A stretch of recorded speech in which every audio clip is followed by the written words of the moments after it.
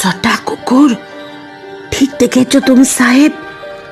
আগ্রহের সঙ্গে জিজ্ঞাসা করেন কৃষ্ণানন্দ। কি কি বলছো পণ্ডিত? দেখেছি মানে?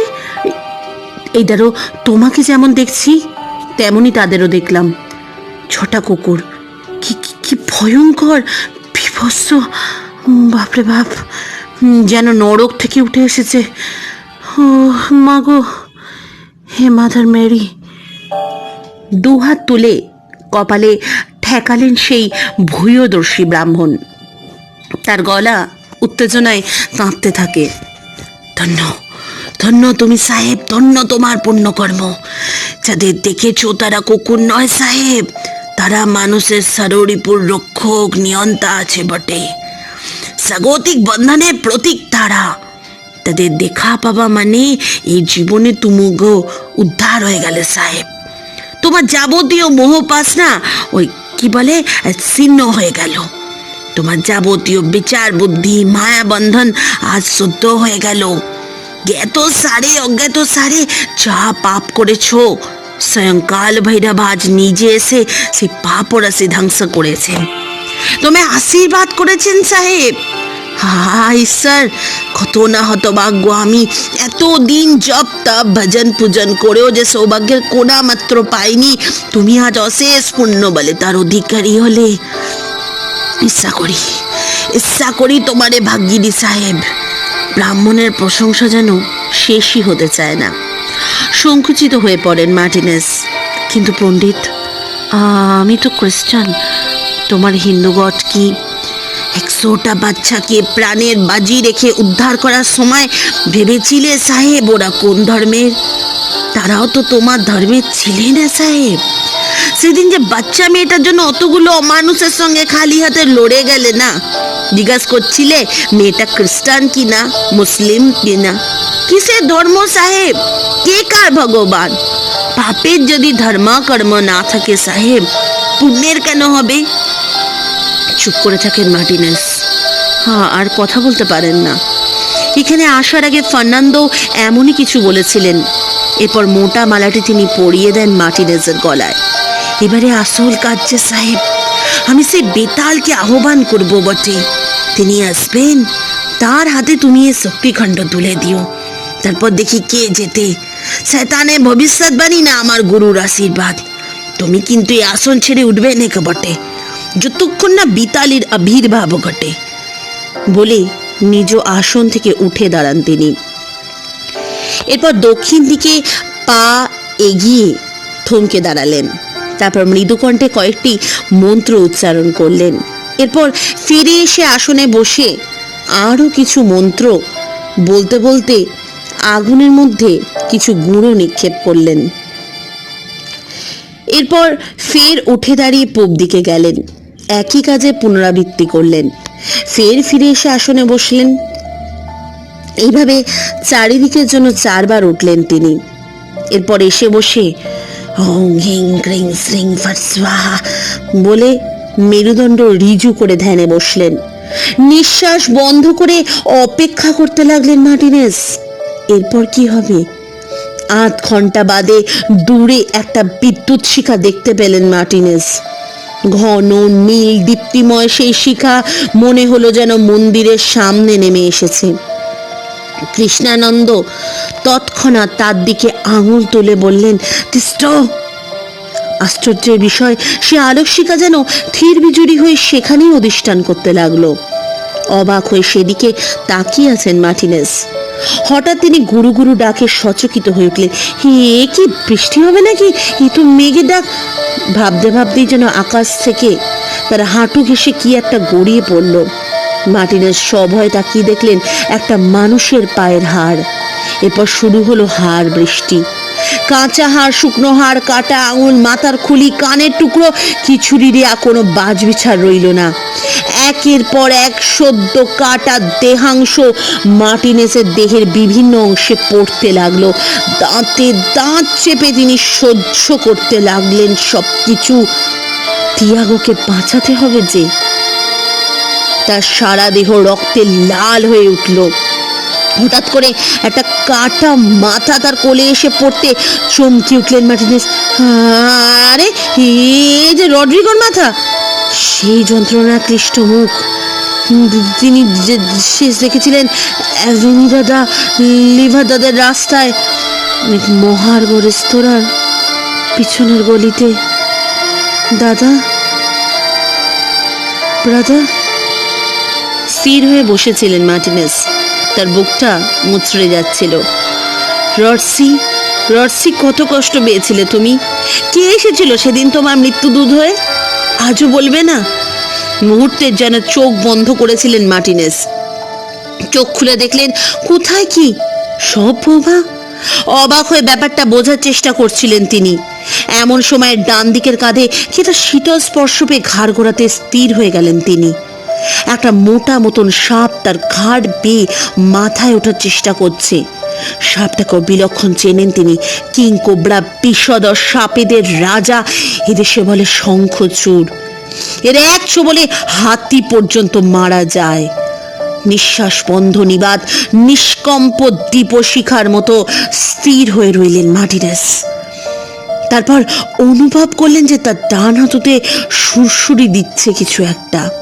অতি সাবধানে নিচে তাকালেন মার্টিনেজ। অন্তত শখানেক সাপ তাকে ঘিরে। সর্বকটাই দীর্ঘ, ভয়ানক, বিষধর। অগ্নিকুণ্ডের আলো, এর মধ্যে ব্ল্যাক মাম্বার রাসেল ভাইপার চিনতে পারলেন মার্টিনেজ। তার পা হাত পেঁচিয়ে উঠছে। কালোতে হলুদে ওটা কি? সর্বনাশ! ও যে ইন্ডিয়ান ব্র্যান্ডেড কেড জমে দোসর শাখামুটি। দাঁতে দাঁত চিপে নিজেকে স্থির রাখলেন মার্টিনেজ। মায়া, মায়া, মায়া, সব মায়া, বিড়বিড় করলেন তিনি। যতক্ষণ এই আসনে বসে আছেন ভাবতে ভাবতেই শরীরে দুনো বর এলো তার। পেশি আলগা করে হাত বাড়িয়ে সে আগুনে কিছু গুঁড়ো ছড়িয়ে দিলেন তিনি। ম্যাজিকের মতো সমস্ত সাপ উধাও। এরপর শুরু হলো চারিদিকে কান্না, চাবুক আর শিকলের শব্দ। একের পর এক মুড়ো মুখ, ম্লান মুখের ছায়া শরীর তার সামনে দিয়ে চলে ফিরে বেড়াতে লাগলো।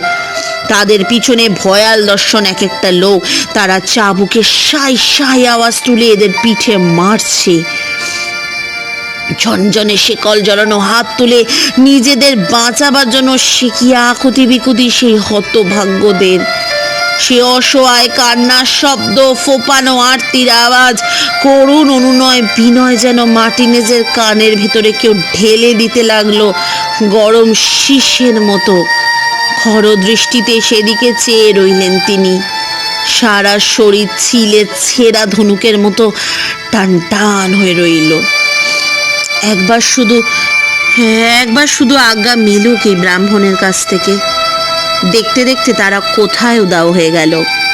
চারিদিক থেকে এক অপার্থিব অলৌকিক কান্নার শব্দে আর্ত হয়ে উঠল। মার্টিনেজের সামনে কয়েক ফুট দূরে যেন মাটি ফুঁড়ে উদয় হলো তিনটে মানুষের মূর্তি।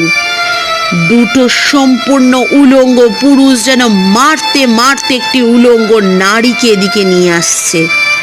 মেয়েটির করুণ কান্নায় চারিদিক ভেসে যেতে লাগলো। অমন ভীষণ মারের থেকে মুহূর্তের পরিত্রাণ চাইছে মেয়েটি। এক ফোঁটা জল ভিক্ষা চাইছে। জবাবে সে ভীষণ দর্শন উলঙ্গ পুরুষ দুটি বারবার তার মাথায় ডাঙস মারছে। ধীরে ধীরে তারা সেই আগুনের কাছাকাছি এসে দাঁড়াতে রক্তাক্ত নগ্ন মেয়েটিকে চিনতে পারলেন মার্টিনেজ। হায় ঈশ্বর, এই যে সিসিলিয়া! চোখ বুঝলেন মার্টিনেজ। মায়া, সব মায়া, সব মায়া, এসব হতে পারে না। চোখ খুললেন তিনি। সামনে কিচ্ছু নেই, কেউ নেই। তারপর খটখট শব্দে ভরে গেল চারিদিক। কাদের যেন উল্লাসের খল খল হাসিতে চারপাশ শিউরে উঠতে লাগলো। সবাই চারিদিক চেয়ে দেখলেন মার্টিনেজ। সবাই দেখার কথা তার। রাশি রাশি কঙ্কাল যেন করতালি দিয়ে বেরিয়ে এলো অন্ধকারের গর্ভ থেকে।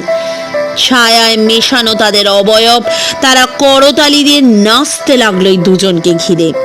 কে যেন একটা অশুভ খনখনে শব্দে হেসে উঠল। হাড়ের খটখট শব্দে কান পাতা দেয়।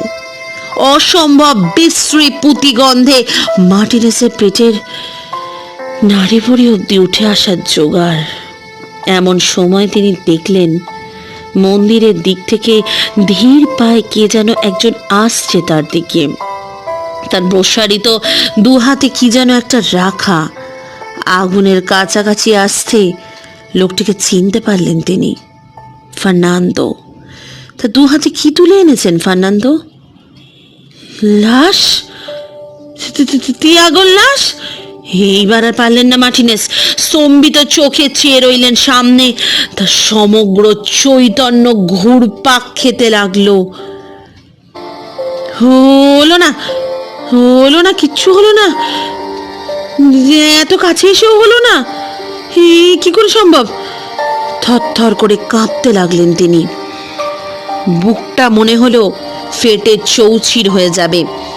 ফার্নান্দো তার দিকে সজল চোখে চেয়ে আছেন, যেন বলতে চাইছেন পারলেন না। তিনিও শেষ অবধি পারলেন না। আর বসে থাকতে পারলেন না মার্টিনেস। ভুলে গেলেন কৃষ্ণানন্দের সতর্ক বার্তা। একটিবার শেষবারের মতো প্রিয়তম পুত্রের মৃতদেহ ছোঁয়ার জন্য উদ্গ্রীব হয়ে উঠলেন মার্টিনেস। আসন ছেড়ে উঠতে যাবেন এমন সময় চোখ খুলে হুমকার দিয়ে উঠলেন কৃষ্ণানন্দ। সবকিছু ভোজবাজির ছায়ার মতন মিলিয়ে গেল। এরপর আকাশ বাতাস জুড়ে একটা হাহাকার উঠল। একটা করুণ কান্না যেন চারিদিক থেকে গলে গলে পড়তে লাগলো তাদের ঘিরে। মার্টিনেস খেয়াল করলেন একটা ক্ষীণ ধুলোর আলোড়ন যেন সাপের মতোই পাকিয়ে উঠতে শুরু করেছে মন্দিরের ঠিক সামনে। ঠিক তখনই কৃষ্ণানন্দ ফিসফিস করে অথচ গম্ভীর গলায় বললেন, আসছেন, তিনি এবার আসছেন, সময় হয়েছে। কয়েক মুহূর্তের জন্য মন্দিরের সামনের জমিতে সেই ক্ষীণ নীলবর্ণ স্থির বিদ্যুৎ লতাটিকে ঘিরে ধুলোর ঝড় ক্রমশ আরো বেড়ে উঠল। ক্ষুধার্ত অজগরের মতন হাওয়া স্রোত ধুলোর রাশি এসে যোগ দিল সেই দুরন্ত ঘূর্ণিতে। চারিদিকের আকাশ বাতাস প্রকৃতি যেন গলে গলে মিশতে লাগলো সেই ঝড়ে। স্থির চোখে তাকে দেখতে লাগলেন মার্টিনেস। সেই করুণ আরতি যেন খেয়াল করলেন মার্টিনেস। ধীরে ধীরে সে আর্তস্বর বদলে যাচ্ছে গর্জনে। হ্যাঁ, গর্জনে, যেটাকে হাহাকার বলে ভুল করেছিলেন মার্টিনেস। সেটা অ্যাকচুয়ালি ক্রুদ্ধ আওয়াজ। আরো লক্ষ্য করলেন মার্টিনেস, সেই ধুলোর ঝড় যেন একটা মূর্তি পরিগ্রহ করার চেষ্টা করছে। না, চেষ্টা কই, ওই তো স্পষ্ট দেখা যাচ্ছে তার হিংস্র অবয়ব। ক্রূর আক্রোশে দুই ঝোড়ো হাত দিয়ে প্রবল হাওয়াকে মুঠির মধ্যে ধরতে চাইছে সেই মূর্তি। ধুলো আর ঝড়ে বানানো তার শরীর আর সেই উলঙ্গতা যেন আরো বাড়িয়ে তুলেছে সেই ছায়াময় বিভীষিকা। অসম্ভব নোংরা মরা পচা গন্ধে ভরে গেল চারিদিক। ক্রুদ্ধ অথচ হতাশ গর্জনে যেন জেগে উঠলেন মৃতদের জগতের রাজা। আরেকটা জিনিস খেয়াল করলেন মার্টিনেস, এই মূর্তি রোষে উন্মত্ত অথচ অন্ধ। সে ক্রোধে হাতড়াচ্ছে চারিদিক, কিন্তু তাতে তার গতিবিধিতে যতটা ক্রোধোন্মত্ত ভাব আছে ততটাই মিশে আছে অসহায়তা। কারণটা বুঝতে দেরি হলো না মার্টিনেসের। তিনি দেখলেন যে মূর্তির বুকের কাছটা ফাঁকা। কে যেন হিংস্র আক্রোশে এই অমানুষী ছায়ামূর্তির বুকের ভেতর থেকে উপড়ে এনেছে তার হৃৎপিণ্ডটা। ওটাই যেন তার চোখ, অস্তিত্ব, চৈতন্য, যেন তারই খোঁজে সে দিশেহারা। তার অভাবেই সে বুঝতে পারছে না যে সে কোথায়।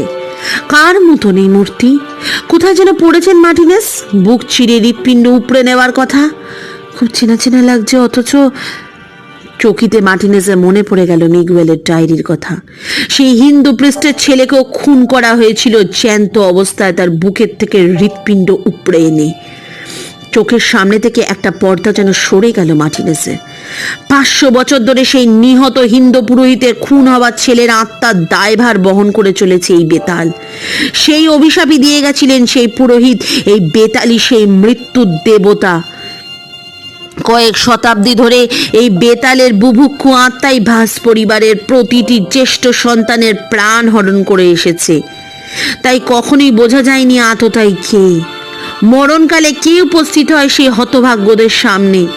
লিওনার্দো ডিক্লারেশনের প্রতিটি বাক্য যেন সজীব হয়ে অগ্নি আখড়ে ফুটে উঠল তার চোখের সামনে। আজ 500 বছর পর সেই নির্দয় অমানসিকতা যেন আরো বিভৎসতা বহন করে আনলো মার্টিনেজের কাছে। আজ তার অন্তিম প্রতিশোধের সময়। আজ সেই ছায়ামহ অশরীরী শেষ হিসাব বুঝে নেওয়ার দিন। সেই শক্তিপিণ্ডটি হাতে নিয়ে ভূতগ্রস্তের মতো উঠে দাঁড়ালেন মার্টিনেজ। আসনে বসে থাকার সময় শেষ হয়ে গেছে তার। তিনি তর্জনীয় বৃদ্ধাঙ্গুষ্ঠের মধ্যে ধরে সেই শক্তিপিণ্ডটি ধূলিময় বেতাল মূর্তির দিকে তুলে ধরলেন। সঙ্গে সঙ্গে মার্টিনেজের মনে হলো কি যেন এক মহাশক্তিশালী চৌম্বক আকর্ষণ স্থাপিত হলো এই শক্তিপীঠ ও বেতালের মধ্যে। ক্রুদ্ধ নিরংশায় মত্ত বেতাল যেন হঠাৎই এদিকে মুখ করে স্থির হয়ে গেল। হিংস্র পশু যেমন শিকারের গন্ধ পেলে স্থির হয়ে যায়, বাতাসে কিসের যেন অশরীরী স্পন্দন এসে সমস্ত মনোযোগ আকর্ষণ করে নিল সেই বেতাল মূর্তি। আরও অনুভব করলেন মার্টিনেজ, তার হাতে ধরা শক্তিপীঠটি হঠাৎ করে অসম্ভব গরম হয়ে উঠতে লাগলো। এত গরম যে তাকে হাতে ধরে রাখা যায় না, 2 আঙুলে তাকে ধরে রাখতে কষ্ট হতে লাগলো মার্টিনেজের। কে যেন অমোঘ আকর্ষণে টানছে সেই শক্তিপীঠকে, টানছে সেই বেতাল মূর্তির দিকে। সেই ছায়ামূর্তি সতর্কতার সঙ্গে এদিক সেদিক মুখ ঘুরিয়ে শেষে এদিকে তাকাতেই দেখলেন মার্টিনেজ অবয়বহীন সেই কালো মূর্তিতে ধপ করে জ্বলে উঠেছে 2টি চোখ, আর সেই আগুনে দৃষ্টি মেলে এই দিকেই তাকিয়ে আছে সে, তাকিয়ে আছে বেতাল। তারপর সেই বেতালের 2 হাত যেন উঠে এলো এদিকে। সেই শরীরী ভাষা বুঝতে বিন্দু মাত্র অসুবিধা হলো না মার্টিনেজের। আর পারলেন না তিনি। সেই অলৌকিক শক্তিখণ্ডটি সজোরে ছুঁড়ে মারলেন বেতালের দিকে। যেন একটা আলোর বিস্ফোরণ ঘটে গেল মার্টিনেজ আর কৃষ্ণানন্দের চোখের সামনে। দপ করে জ্বলে উঠল বিশ্ব চরাচর। চোখে ধাঁধানো আলোর 1000 খানেক শব্দহীন রোশনাই যেন একসঙ্গে ফেটে পড়ল দুজনের চোখে মুখে। আকাশ জুড়ে একটা সুগভীর উল্লাসের স্বর যেন মহাসর্পের মতোই নেমে এলো সেই জায়গাকে বেষ্টন করে। আকাশ থেকে যেন আতশবাজির মতোই খসে পড়তে লাগলো নক্ষত্রমণ্ডল। অশ্লীল আনন্দের উন্মত্ত গর্জন বধির করে দিল বিশ্ব চরাচরকে। সেই আলোর নৃশংস উল্লাসে নিচু হয়ে বসে পড়লেন দুজনেই। আর তখনই কে যেন মার্টিনেজের বুকের ভেতর বলে উঠল, পেরেছেন তিনি, পেরেছেন ফিরিয়ে দিতে সেই অভিশপ্ত শক্তিখণ্ডটিকে। পেরেছেন তিনি শতাব্দী ব্যাপী পাপের দায় খণ্ডন করতে। পেরেছেন তার পরিবারকে মুক্তির পথ দেখাতে। পেরেছেন 500 বছর ধরে চলে আসা একটি বৃত্তকে সম্পূর্ণ করতে।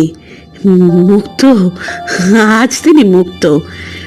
মিগুয়েল থেকে শুরু করে চার্চিনাহো, ফ্রান্সিসকো থেকে রড্রিগো, ভাস পরিবারের প্রতিটি অকাল মৃত্যুর আত্মা শান্তি পাবে।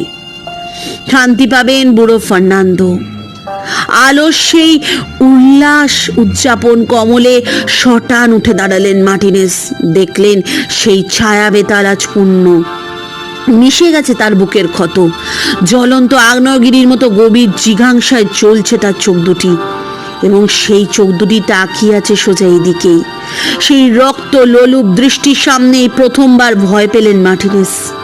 সেই দৃষ্টি যেন জ্বলন্ত লোহার শলাকা দিয়ে তার চৈতন্যের মধ্যে, সমস্ত অনুভূতির মধ্যে অগ্নিক্ষরে খোদাই করে দিল একটি মাত্র শব্দ, মৃত্যু। এই প্রথম মৃত্যু ভয় পেলেন মার্টিনেজ। জীবনে অনেক জীবন বিপন্ন করা প্রাণঘাতী কর্মকাণ্ডে অংশ নিয়েছেন তিনি। সেখানে মুহূর্তের ভুল চোখে নিহত হতে পারতেন তিনি, তা ছিল তার কর্তব্যের অংশ, প্রফেশনাল হ্যাজার্ডাস। কিন্তু প্রতিবারেই তিনি উতরে গেছেন তার অসামান্য বুদ্ধিমত্তা, দুর্জয় সাহস, অসামান্য দক্ষতা দিয়ে।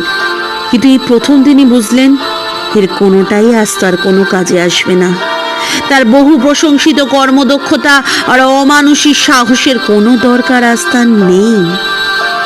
স্বয়ং মৃত্যু যদি পাশদণ্ড হাতে ঘাতকের রূপ ধরে সামনে দাঁড়ান, তাহলে কিসের কি? হরহরি কাঁপতে লাগলেন মার্টিনেজ। তার হাঁটু দুটো দুর্বল বোধ হতে লাগলো, দরদর করে ঘামতে লাগলেন তিনি। উজ্জ্বল গৌরবর্ণের সুগঠিত শরীর ভেসে যেতে লাগলো অবিশ্রান্ত সেদে। তিনি আর এক পাও এগোবার শক্তি, সাহস কিছুই পেলেন না।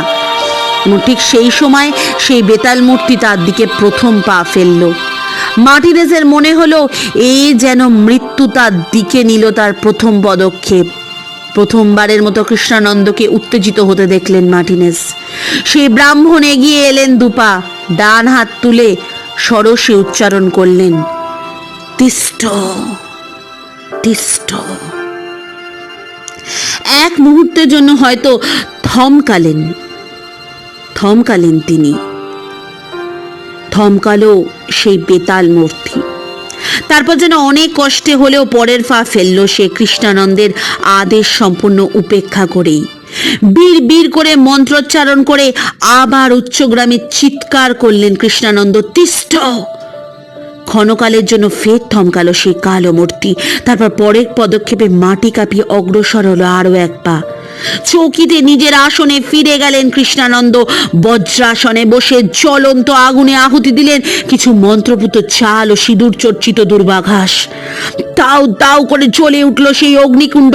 বারবার মন্ত্রোচ্চারণ করে সেই আগুনে নানা উপাচার আহুতি দিতে লাগলেন তিনি। কিন্তু হায়, আজ যেন মৃত্যু তার অব্যর্থ গান্ডিবে অমুক তুনি সাজিয়ে বসেছে।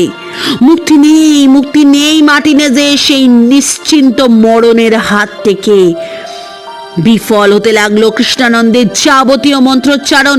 ধীরে কিন্তু আরো স্পষ্ট পদক্ষেপে সেই ধুলো ছায়ার মূর্তি এগিয়ে আসতে লাগলো মার্টিনেজের দিকে। ভয়ে সর্বাঙ্গ কাঁপতে লাগলো মার্টিনেজের। সারা জীবনে যা মনে রাখার মুহূর্ত আছে সব এক এক করে সিনেমার রিলের মতো তার চোখের সামনে দিয়ে চলে যেতে লাগলো। সমস্ত শরীর অবশ হয়ে এলো। শুধু অস্পুষ্টে একবার তার মুখে উচ্চারিত হলো, তিয়াগো। ঠিক সেই সময় অসম্ভব গম্ভীর কণ্ঠে উচ্চারিত হলো মন্ত্রগুলো, ভেসে এলো তার কানে। কোন রকমে ঘাড় ঘুরিয়ে দেখলেন মার্টিনেজ। বজ্রাসনে বসে দুই হাঁটুতে বিশেষ মুদ্রায় রেখে অনর্গল মন্ত্রোচ্চারণ করছেন কৃষ্ণানন্দ। ঘামে ভিজে যাচ্ছে তার সর্বাঙ্গ, শরীরের সমস্ত মাংসপেশি ফুলে উঠেছে তার। কপালে ঘনিয়ে উঠেছে গভীর ভ্রুকুটি ও শ্বেদবিন্দু। বেতাল মূর্তি নিল তার পরের পদক্ষেপ, আর তার সঙ্গে কোথা থেকে যেন ধেয়ে এলো এক প্রবল তুফান। শন শন আওয়াজ তুলে হঠাৎই যেন তুমুল বাতাস ঝাঁপিয়ে পড়ল তাদের ঘিরে। দমকা হাওয়ায় উড়ে গেল সেই জ্বলন্ত অগ্নিপাত্র, সমস্ত পুজোর উপচার। উড়ে যেতে লাগলো আশেপাশের মাটি ও ধুলোর রাশি। ভয়ঙ্কর ভাবে মাথা দোলাতে লাগলো আশেপাশের বাগানের গাছগুলো। এই যেন তাদের শিকড় শুদ্ধ উপড়ে ফেলবে কে। মার্টিনেজের মনে হলো মুহূর্তে যেন বেড়ে উঠেছে সেই ঝড়ের তেজ। ক্রুদ্ধা প্রকৃতি যেন প্রলয়ঙ্কারী রূপ ধারণ করেছেন, পৃথিবীর টুটি ধরে সব কিছু নাড়িয়ে দেবেন বলে। মার্টিনেজের মনে হলো আর কিছুক্ষণ এই ঝড় চললে তাদেরই যেন উড়িয়ে নিয়ে যাবে এই প্রবল হাওয়ার দামাল স্রোত। একই সঙ্গে তিনি সামনে তাকিয়ে দেখলেন এইবার যেন কিছু ব্যত্যয় এসেছে সেই বেতাল মূর্তির চাল চলনে। ঝড়ের সেই উন্মত্ত প্রকোপ যেন ছিঁড়ে খুঁড়ে ফেলতে চাচ্ছে সেই ছায়া মূর্তিকে। আর সেই বেতাল মূর্তি তাদের প্রাণপণ বাধা দিয়ে চলেছে। সেই প্রবল প্রলয়ঙ্কর ঝড় যেন আষ্টে পৃষ্ঠে জড়িয়ে ধরতে চাইছে সেই বেতালকে, যেভাবে ময়াল সাপ পেঁচিয়ে ধরে তার শিকারকে। সে বেতাল মূর্তিও সমস্ত শক্তি সংহত করে নিজের অস্তিত্ব বজায় রাখতে চাইছে নিজেকে বাঁচিয়ে রাখতে। ক্রুদ্ধ গর্জনের সঙ্গে ঝড়ের এক একটা ছোবল যেন ছিন্ন ভিন্ন করতে চাইছে সেই ছায়া শরীর।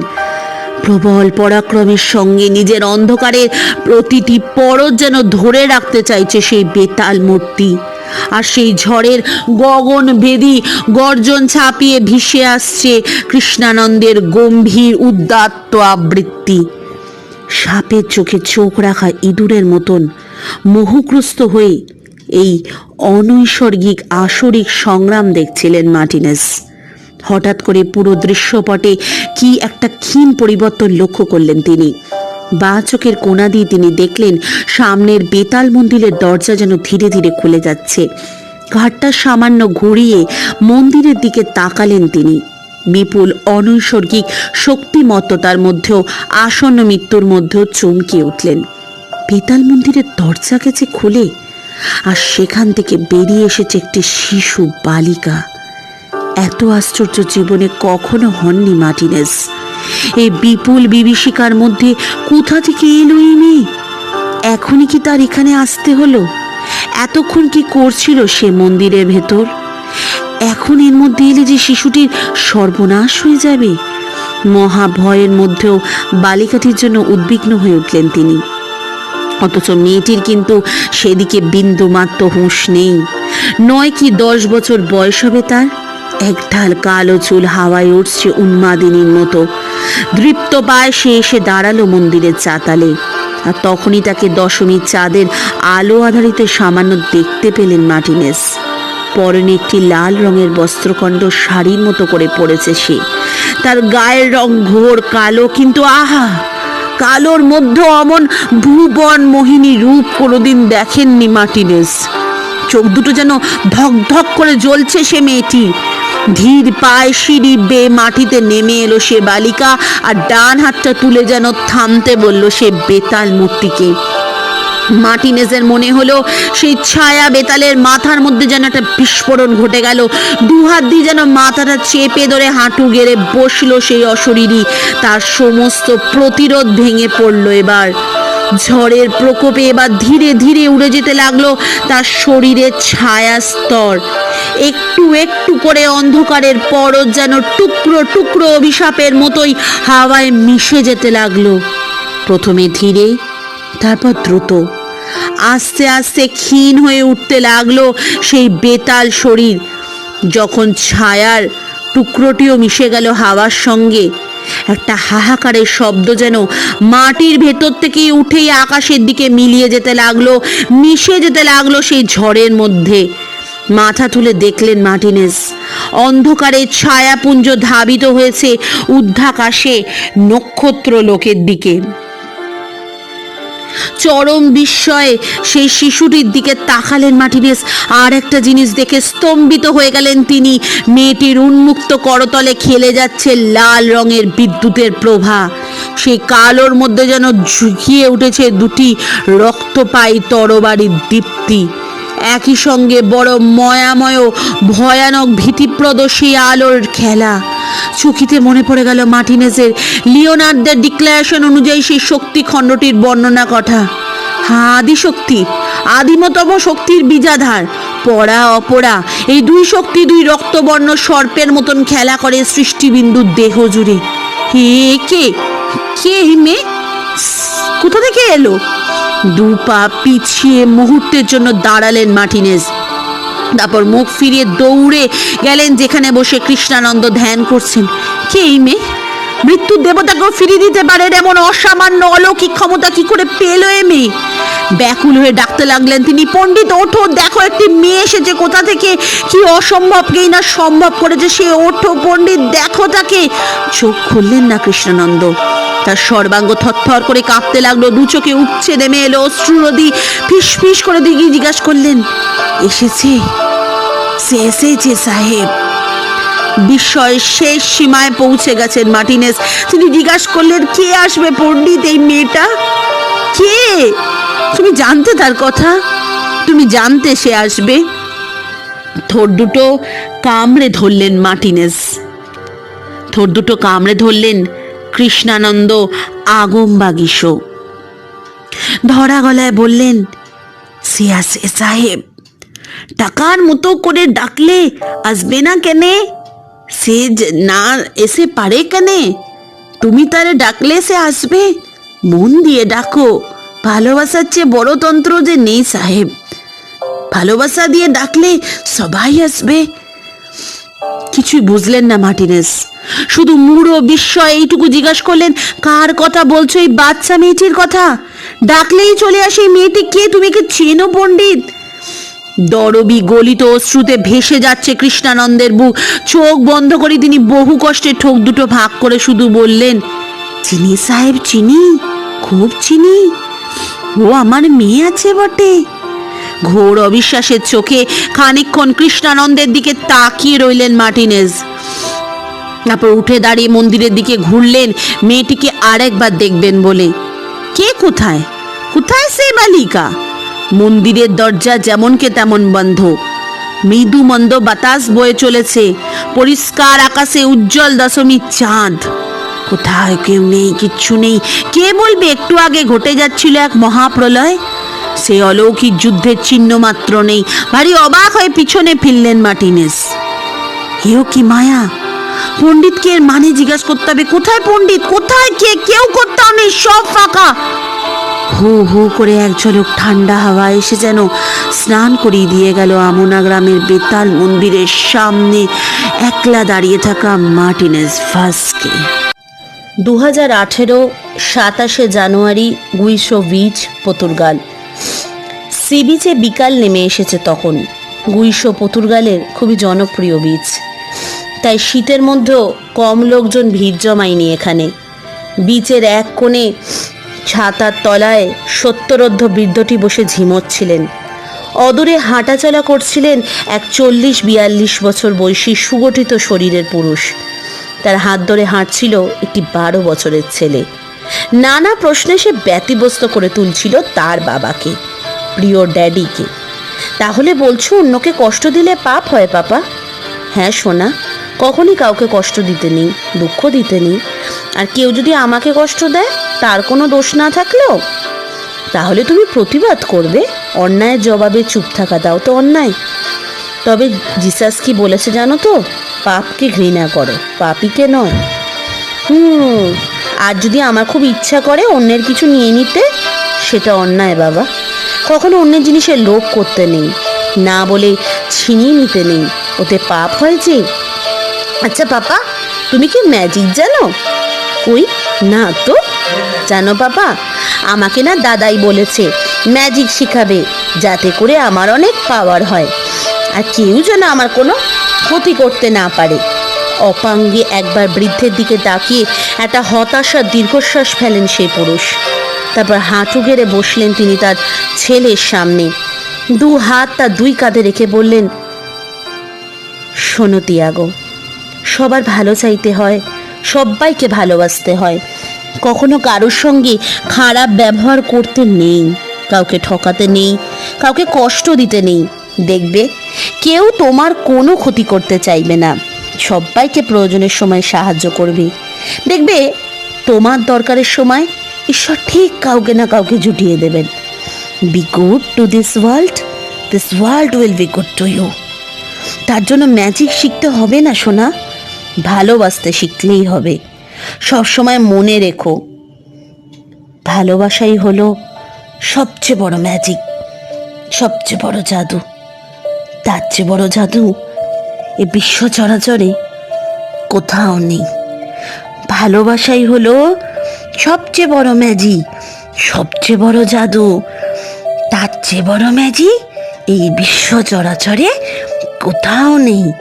মনে থাকবে, ভালোবাসাই হলো সবচেয়ে বড় ম্যাজিক, সবচেয়ে বড় জাদু। তার চেয়ে বড় ম্যাজিক এই বিশ্ব চরাচরে কোথাও নেই। শেষ হলো তোমাদের সকলের প্রিয় গল্প, অভীক সরকারের লেখা ইনকুইজিশন। আমি নিজেও কোনোদিন ভাবিনি এত সুন্দর একটা গল্প পাঠ করার ক্ষমতা কখনো আমার হবে। ভালোবাসা নিয়ে এত সুন্দর গল্প সত্যি সকলের জানা উচিত। Thanks to all my subscribers who are requesting me to read this story and give me an opportunity. অনেক চ্যানেল আছে আমি জানি গল্প পাঠ করার, তবু তোমরা আমাকে এই গল্প পাঠ করার সুযোগ যে দিয়েছো, এর জন্য তোমাদের স্যালুট। এভাবেই আমার পাশে থেকো, এভাবেই আমার কি আসছে রহস্য, রোমাঞ্চ, ভৌতিক গল্পের সিরিজকে আগে এগিয়ে নিয়ে যেও। অবশ্যই কিন্তু আমাকে কমেন্ট সেকশনে জানিও কি উপাসনার কে আসছে চ্যানেলে, গল্প পাঠ কেমন লাগলো তোমাদের। পাশে থেকো বন্ধুরা। শুভরাত্রি।